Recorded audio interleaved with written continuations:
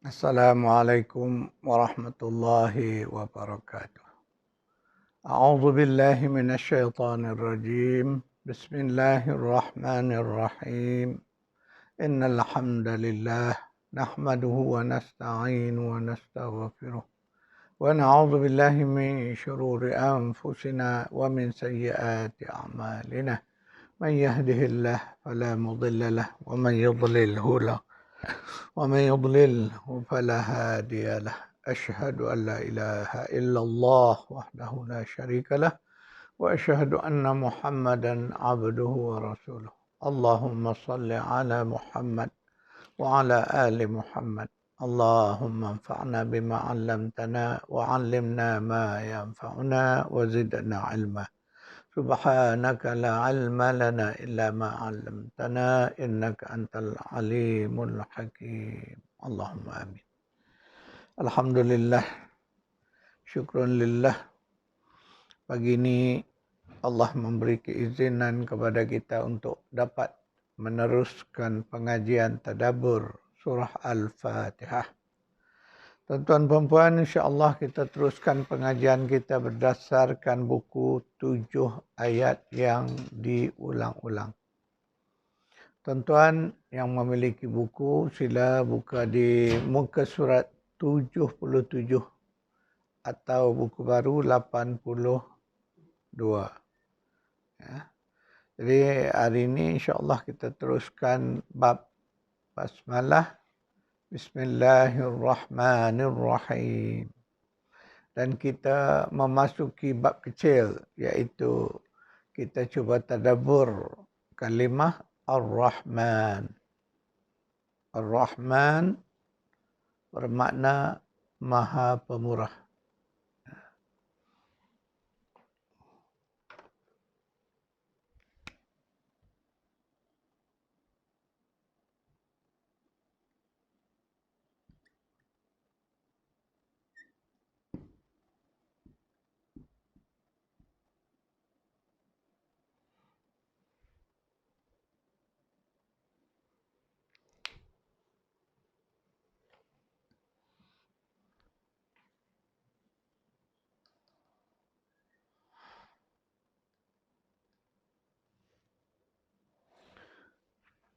Lafaz kalimah Ar-Rahman berasal kepada akar kata rahima, yarhamu. Dari kata-kata yang memberi makna memberi rahmat, memberi kasih sayang. Itu kata asal katanya. Jadi ketika menjadi Ar-Rahman, dia berubah menjadi kata nama ataupun isim. Dan di dalam kalimah itu ia merupakan isim ma'rifah. Kerana apa ma'rifah? Kerana adanya alif lam di hadapan kalimah.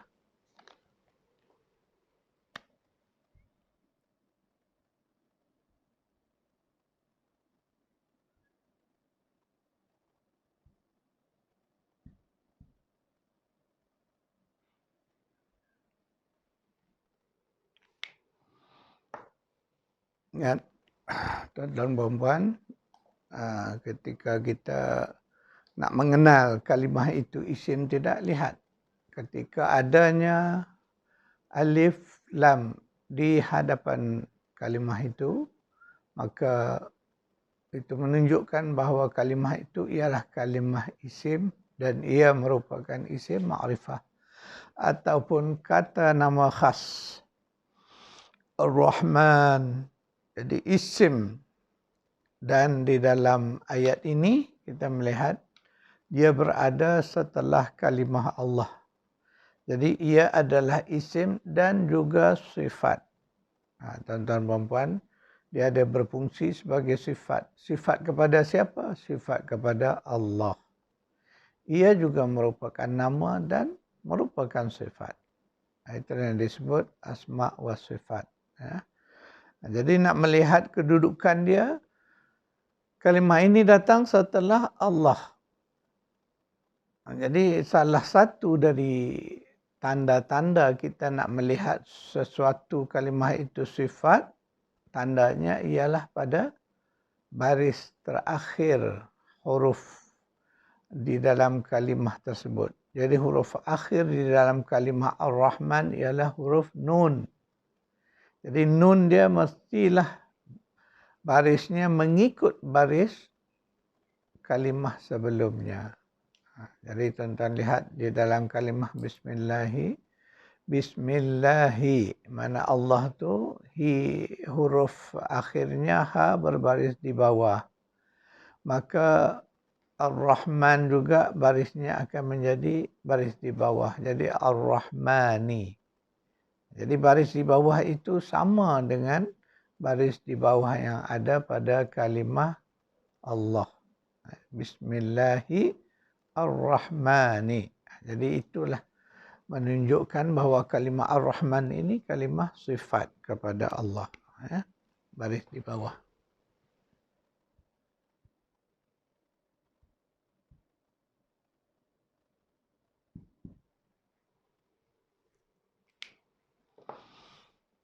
Ingat tuan-tuan dan puan ya, setiap sifat mestilah dia juga adalah isim. Jadi isim dan sifat. Jadi Ar-Rahman itu ialah isim dan sifat kepada Allah. Dia juga merupakan nama Allah, dia juga merupakan sifat Allah.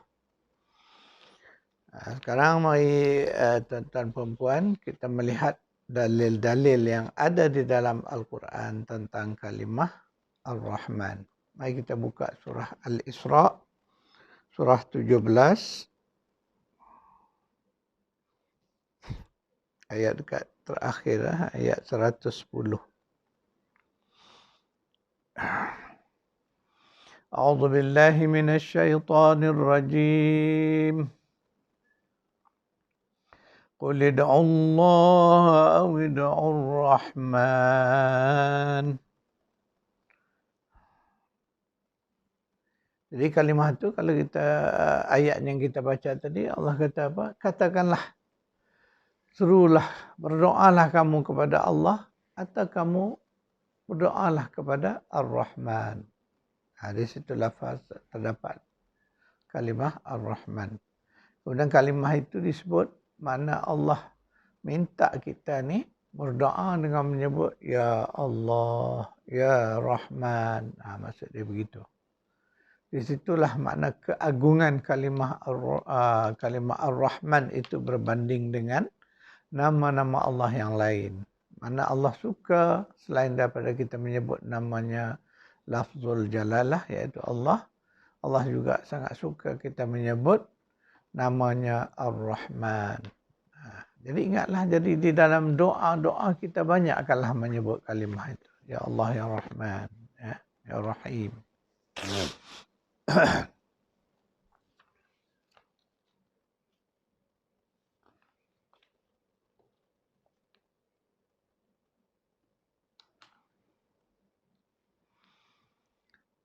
Sekarang mari kita lihat pula antara kalimah Ar-Rahman yang ada di dalam Al-Quran, iaitulah pada surah 55. Mari kita melihat. Siapa yang ada buku di halaman 78, yang tak ada buku sila rujuk kepada terjemahan Al-Quran atau aplikasi Al-Quran di dalam telefon. Surah 55, surah Ar-Rahman. Allah bagi satu surah yang khusus dengan tajuknya Ar-Rahman. Itulah surah Ar-Rahman, surah 55. Mari kita tadabbur ayat-ayat yang ada di dalam surah ini supaya kita dapat memahami apakah makna Ar-Rahman itu. A'udzu billahi minasy syaithanir rajim. Bismillahirrahmanirrahim. Ar-Rahman 'allamal Qur'an. Khalaqal insana 'allamahul bayan. Asy-syamsu wal qamaru bihusban. Wan najmu wasyajaru yasjudan. Was-samaa'a rafa'aha wa wada'al mizan. Sampai ayat 7 saya baca tadi. Kita lihat. ayat-ayat di dalam surah Ar-Rahman ni pendek-pendek saja. Ayat 2, 3 itu semua 2 kalimah yang dipakai. Ya. Mari kita lihat. Jadi ayat pertama Allah sebut Allah itu bersifat Ar-Rahman, Maha Pemurah. Yang kedua Allah sebut Allamal Quran. Karena sifat pemurahnya Allah itu, Allah ajar kita ni Al-Quran. Hebat tak? Sebab itu bila berbalik kepada Al-Quran, kita tak boleh lupa kepada Ar-Rahman. Kerana apa? Kerana dengan sifat Rahman itulah Allah turunkan Al-Quran kepada Nabi. Allah ajarkan Al-Quran. Dan hari ini Nabi mengajarkan kepada kita Al-Quran. Ya. Jadi ingat tuan-tuan dan perempuan, itulah hebatnya Al-Quran. Itu di sisi Allah. Maka kita juga sepatutnya, apatah lagi kita sekarang berada di bulan Al-Quran, Ramadan, bulan Al-Quran ini, marilah kita mengangkat Al-Quran itu ke darajahnya yang sebenar. Jadi Al-Quran ini satu anugerah yang sangat agung daripada Allah. Datangnya dari sifat Ar-Rahman Allah itu. Kerana Allah itu pemurah, Allah turunkan Al-Quran. Ketika kita melihat Al-Quran dari sudut ilmu, jadi kita lihat ya, Al-Quran itu dari sudut ilmu. Pentingnya Al-Quran itu kerana kita manusia makhluk ilmu. Dan itulah yang membezakan kita dengan makhluk-makhluk lain. Dari segi jasad kita ni tak hebat pun. Dari segi fizikalnya manusia ini tidak besar. Biasa saja, banyak makhluk Allah yang jauh lebih besar. Binatang-binatang Allah cipta lebih besar, lebih gagah. Lembu, kerbau, kuda, gajah jauh lebih besar dari sudut fizikal. Tetapi Allah lebihkan manusia ini kerana ilmu.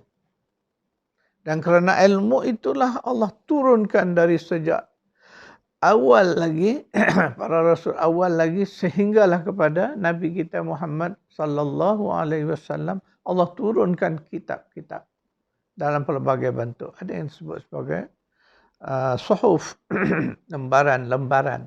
Tapi yang penting, maknanya Allah turunkan ilmu kepada manusia. Kenapa? Jadi itu ada persoalannya. Kenapa kita ni perlukan ilmu daripada Allah? Kan manusia ni ada pendengaran, ada penglihatan, ada hati. Boleh cari ilmu sendiri. Tapi ingat tuan-tuan perempuan, segala yang ada pada kita ini, walaupun akal kita ini adalah untuk tujuan mencari ilmu, tetapi kemampuannya tetap terbatas.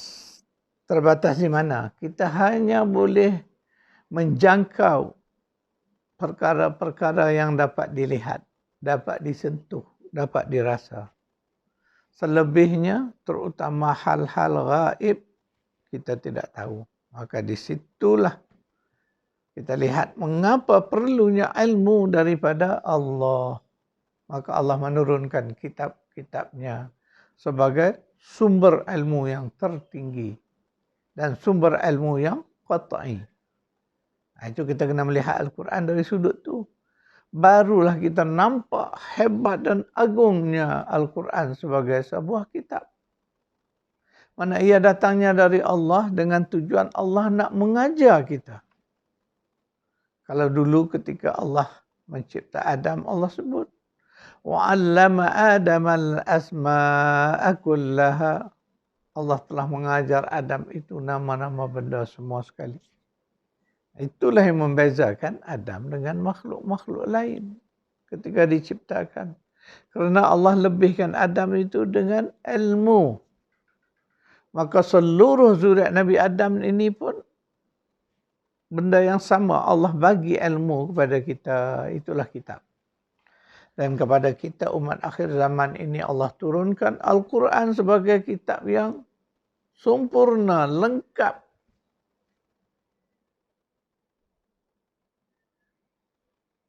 bulan Ramadan, syahrul Ramadan alladzi unzila fihi al-Qur'an hudan linnas wa bayyinatin minal huda wal furqan. Surah Baqarah ayat 185. Sebab itu Ramadan ini selain bulan puasa, ia juga adalah bulan Al-Quran. Allah sebut dengan jelas bahawa Allah turunkan Al-Quran di dalam bulan Ramadan, bulan yang mulia. Jadi Al-Quran itu kitab yang mulia diturunkan pada bulan yang mulia. Dan diturunkan dalam bulan mulia itu pada satu malam yang sangat mulia. Itulah yang disebut Lailatul Qadar. Kita sekarang berada di 10 akhir Ramadan. Saat-saat kita menunggu datangnya Lailatul Qadar. Bulan di mana malam itu diturunkan Al-Quran. Jadi itulah Al-Quran, tuan-tuan dan puan. Kalau nak dikupas, sebuah kitab yang sangat hebat. Jadi kita sekarang ni yang penting, kita kena muhasabah diri kita. Tanya pada diri kita, kita ni sepatutnya kita sangat-sangat bersyukur kepada Allah kerana kita ada Al-Quran. Kerana Allah berikan kita Al-Quran. Dan dengan Al-Quran itu Allah turunkan ilmu. Kemudian di dalamnya ada hikmah, kebijaksanaan. Dan Al-Quran itu menjadi hudan, petunjuk. Menjadi pedoman, menjadi panduan. Menjadi peta, menjadi kompas kepada perjalanan hidup kita. Masya Allah. Disitulah rahmat, kasih sayang Allah. Itulah sebutnya Ar-Rahman, Allamal Quran. Kerana sifat-sifat rahmat itulah Allah turunkan Al-Quran.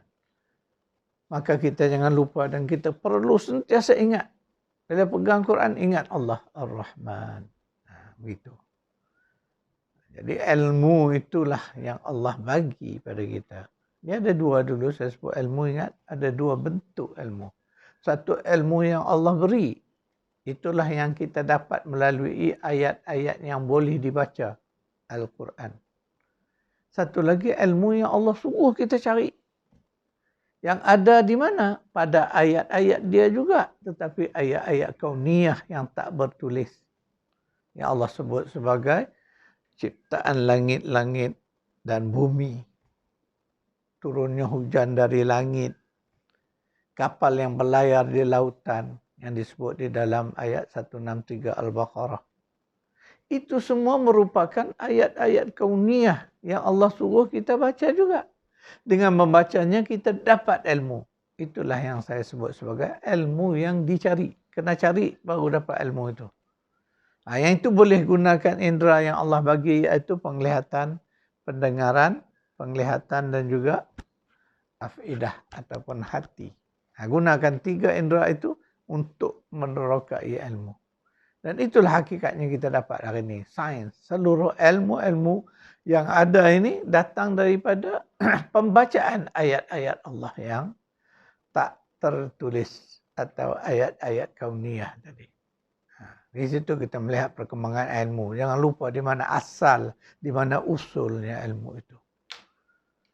Asalnya ialah ilmu yang Allah beri, iaitu Al-Quran. Di dalam Al-Quran itulah Allah memandu kita.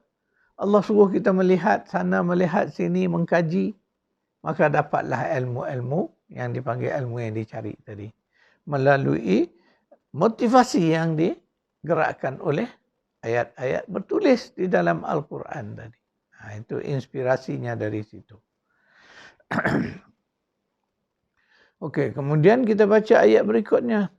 Ayat ketiga. Khalaqal insan. Ingat tu. Jadi penciptaan manusia ni, diri kita ni adalah dengan Ar-Rahman juga. Maknanya kerana Allah itu Maha Pemurah. Allah cipta manusia ni. Kita ni diciptakan sebagai makhluk unggul. Yang mana Allah sebut bahawa inni a'udzubillahi minasyaitonirrajim. Inni ja'ilu fil ardi khalifah. Sesungguhnya aku nak menjadikan di bumi ini khalifah aku. Hebatnya manusia itu. Allah cipta di dalam syurga, kemudian diturunkan ke bumi untuk menjadi khalifah di bumi. Khalifah ni maknanya wakil. Makna wakil Allah. Jadi sifat wakil itu kena faham baik-baik. Sebab tu seseorang yang menjadi wakil, dia hendaklah melaksanakan apa saja perintah pihak yang mewakilkan dia. Itu sepatutnya. Jadi sebab itu kita sebagai manusia, sebagai khalifah Allah, kita kena ikut taat patuh kepada perintah Allah. Kerana kita hanya wakil di sini. Tidak lebih. Wakil ini ada martabat dia dan ada bidang-bidang batasan kuasanya. Jadi seorang wakil, dia tidak boleh bertindak melebihi daripada apa yang diwakilkan kepada dia. Itu maksudnya khalifah tadi. Tetapi hari ini kita melihat manusia itu seolah-olah membenarkan apa yang disebut oleh malaikat dulu sebelum ketika Allah nak mencipta Adam. Bahawa malaikat menyebut apa? Ataj'alu fiha man yufsidu fiha wa yasfiku dima. Apakah engkau nak mencipta makhluk yang nanti akan melakukan kerosakan-kerosakan di sana dan menumpahkan darah? Akhirnya yang itu terjadi. Rupa-rupanya makhluk manusia yang Allah nak dia jadi khalifah, tetapi ramai yang suka kepada kerosakan, melakukan kerosakan. Kemudian suka berbunuh-bunuhan sesama sendiri. Itulah. Kerana apa? Kerana mereka tidak mengikut, tidak taat kepada perintah Allah. Sebaliknya ikut syaitan. Syaitan menghasut supaya mereka melakukan kerosakan di bumi, menumpahkan darah. Dan itulah yang berlaku sehingga hari ini. Manusia terus berperang. Manusia terus melakukan kerosakan di bumi. Maka Allah sebut di dalam surah Ar-Rum ayat 40. A'udzubillahi minasyaitonirrajim. Zaharal fasada fil barri wal bahri. Fil barri wal bahri bima kasabat aydin nas. Telah nampak jelas. Zahara, zahir, nampak muncul dah. Kerosakan di darat, kerosakan di laut disebabkan oleh perbuatan tangan-tangan manusia. Itulah dia. Itulah dia maknanya hakikat bahawa kita ini telah menyeleweng daripada fungsi kita sebagai khalifah Allah di bumi. Kemudian sesudah ayat 3 Allah menyebut pula pada ayat keempat, Allamahul bayan. Allah dah cipta kita, Allah ajar pula bagaimana untuk berbicara. Jadi kita dapat berbicara ini satu anugerah, satu kurniaan Allah. Kita lihat makhluk lain ada suara tetapi tidak dapat berbicara. Burung-burung berkicau-kicauan ya, dengan berbagai nada dan irama, tetapi mereka tidak berbicara. Binatang lain boleh mengeluarkan suara, tetapi sekadar suara, tetapi bukan bicara. Tetapi manusia ni tengok, lihat. Allah bagi keupayaan berbicara. Dengan berbicara itu dia dapat menzahirkan apakah perasaan dia, emosi dia, kehendak dia, keperluan dia. Di situ kita lihat. Walaupun kita nak dapat boleh berbicara itu mengambil masa yang agak lama. Bertahun juga ya untuk membolehkan kita berbicara dengan fasih, dengan jelas. Itu perkembangan pertumbuhan apa dipanggil perkembangan kanak-kanak. Kita lihat kalau kita buat kajian tentang kanak-kanak, pada usia berapa mereka dapat berbicara dan berbicara dengan fasih. Itulah tahap perkembangan. Tetapi di situ kita melihat satu kelebihan yang Allah sebut di dalam surah Ar-Rahman ini. Allah kata wa'allamahul bayan. Allah mengajar manusia dapat berbicara. Kemudian ketika dia dewasa, manusia itu berbicara dengan bahasa yang indah, yang cantik, yang tepat. Ya. Jadi itulah maknanya jangan lupa bahawa Semua yang kita ada itu keupayaan berbicara itu datangnya kerana Allah yang Maha Pemurah, Ar-Rahman. Dalam ayat 5 Allah sebut Asy-syamsu wal qamaru bihusban. Matahari, bulan beredar menurut perhitungan. Itu juga melambangkan sifat Ar-Rahman Allah. Allah ciptakan matahari, Allah ciptakan bulan.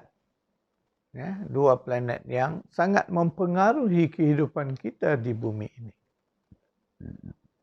Adanya matahari, kita mendapat waktu siang, terang benderang.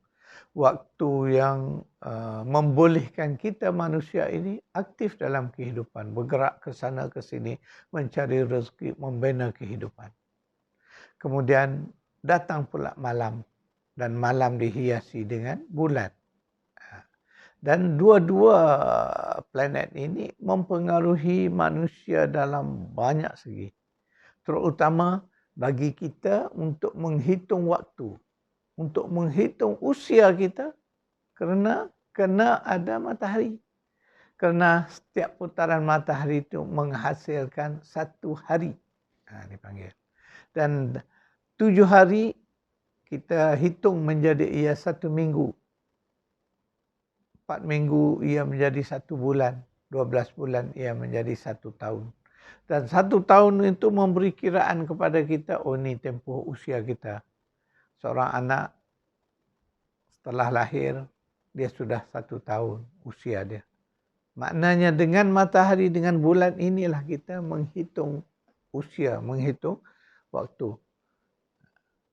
Jadi sebab itulah disebut tadi, bahawa matahari dan bulan ini beredar menurut perhitungan. Dan dia juga menghasilkan satu kiraan waktu pada kita. Waktu salat contoh yang jelas adalah berdasar pergerakan matahari. Gelincir matahari dari tengah langit arah ke barat masuk waktu zuhur. Ketika mana matahari merendah sehingga bayangannya melebihi kadar objek, maka masuk waktu asar. Ketika matahari terbenam, masuklah waktu maghrib. Hilang cahaya merah di langit sebelah barat, masuk waktu Isya. Muncul fajar di waktu pagi, masuk waktu subuh. Kan itu menentukan kiraan. Dan kiraan itulah yang membolehkan kita mengukur waktu. Itu suatu fenomena besar, tuan-tuan puan-puan. Matahari dan bulan ini memberi kesan kepada kehidupan kita. Cuma kita sedar atau tidak, sebab hari ini kita kurang jelas kerana kita mengukur waktu salat. Pada kita orang awam ni, kita hanya menggunakan ketetapan yang telah diberi, catatan waktu zuhur masuk sekian jam, pukul berapa hingga pukul berapa contohnya. Tetapi tahukah kita bahawa datangnya kiraan jam itu berdasarkan falak, di mana pakar-pakar falak mengukur mengikut peredaran matahari setiap masa. Bulan pun sama juga. Bulan menentukan kiraan untuk kita dapatkan 1 bulan. Jadi 1 bulan, bulan Hijrah, 29 atau 30 hari. Berdasarkan kepada pergerakan bulan dari anak bulan yang kecil sehingga purnama 2 minggu, kemudian dari purnama mengecil balik sehingga hilang, genap 1 bulan. Dan setiap 12 bulan dikira sebagai 1 tahun. Dan 1 tahun, 2 tahun itu dijadikan kiraan usia kepada kita. Maka sampailah kita berusia 60 tahun bersara. Maknanya kita mengira itu berdasar kepada 2 planet yang Allah sebut tadi. Matahari dan bulan. Jadi matahari dan bulan ini makhluk besar yang Allah cipta. Dan sangat besar kesan dan pengaruhnya kepada kehidupan manusia. Jadi ketika kita melihat matahari, ketika kita melihat bulan, ingatlah bahawa Ar-Rahman. Itulah sifat Rahman Allah itu tadi. Kita dapat matahari, dapat bulan. Terus kita melihat ke ayat ke-6. Wan najmu wasyajaru yasjudan.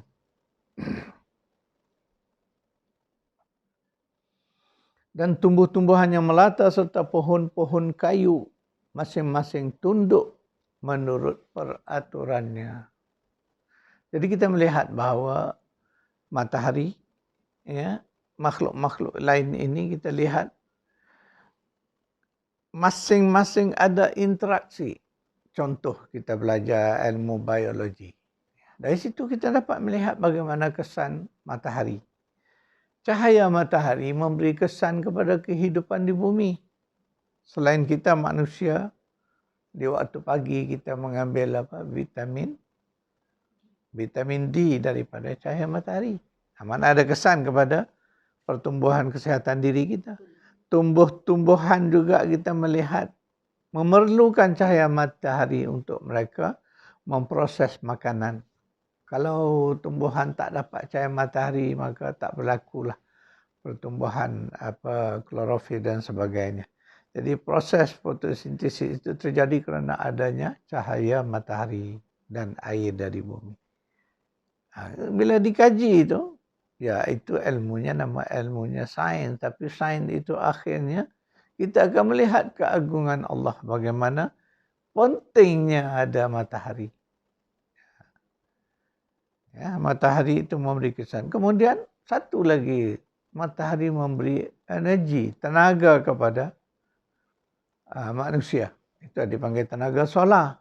Hari ini walaupun kita dah banyak bergantungan sumber minyak, minyak akan kehabisan. Tetapi insya-Allah selama matahari masih terbit, insya-Allah kita akan dibekalkan dengan tenaga solar. Tenaga yang murah, tenaga yang menjimatkan. Itu dipanggil tenaga solar. Kemudian banyaklah lagi sumber-sumber yang kita dapat kekuatan daripada matahari ini. Ya, jadi kesannya kepada kehidupan. Sebab itu Allah sebut tumbuh-tumbuhan, pokok-pokok, segala yang melata ini, dia ada hubung kaitnya dengan matahari. Ya. Jadi kita melihat pula kesannya kepada kita. Allah jadikan tanam-tanaman, tumbuh-tumbuhan hijau ini untuk kita. Untuk menjadi rezeki kepada kita manusia dan juga kepada haiwan. Kerana apa? Inilah sumber rezeki kita. Makanan kita datangnya dari tumbuh-tumbuhan. Dari bijirin yang kita makan. Makanan asas kepada manusia. Kemudian buah-buahan yang Allah bagi sepanjang masa. Ada yang bermusim. Ada yang bersifat lokal. Ada di setengah tempat. Tidak ada di tempat ini. Ada di negeri lain. Buah-buahan yang berbagai jenis. Rezeki kepada manusia. Di samping itu, daripada alam tumbuhan ini juga manusia mendapat bekalan obatannya. Kita dapat bekalan ubat ni dari herba. Dari sumber-sumber alamiah ini. Tapi hari ini kita mencipta ubatan banyak daripada bahan-bahan kimia. Tetapi sumber asal kepada ubatan dan penawar kepada penyakit manusia ada Allah bagi dah pada alam tumbuhan yang kaya ni. Tengok. Bila kita lihat itu, kita kena kenang balik siapa yang memberinya. Itulah datangnya dari Allah yang Ar-Rahman. Itu bila jadi ketika kita sebut Bismillahirrahmanirrahim, maka kita ingat itu. Sebab tu nak makan tu kena menyebut nama Allah. Kerana makanan kita datang dari sifat Rahman Allah tadi. Kalaulah tidak Allah murahkan rezeki bagi kita, mudahkan rezeki pada kita, tak dapat kita menyuap makanan. Ya, tuan-tuan dan puan, hari ini saya sekadar itu dulu kuliah kita. InsyaAllah saya akan buat catatan, banyak catatan ayat yang kita baca hari ini.